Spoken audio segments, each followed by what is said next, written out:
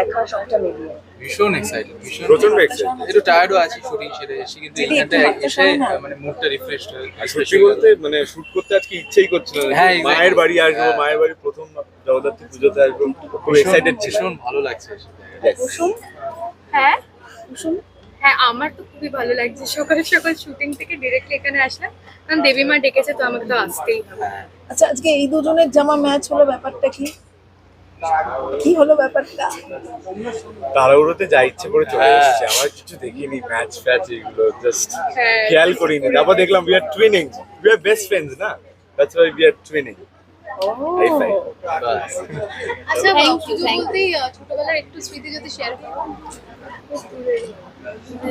ছোটবেলার স্মৃতি বলতে জগদ্ধাত্রী পুজোতে ছোটবেলায় কি করতাম, সব খিচুড়ি ভোগ এইগুলো নিয়েই কেটে যেত, বন্ধুদের সাথে আড্ডা, এটাই। জগদ্ধাত্রী পুজো আমার মানে প্রত্যেক বছরই, এবছর হলো না, প্রত্যেক বছরই মোটামুটি চন্দননগরে যাওয়ার একটা প্ল্যান থাকে।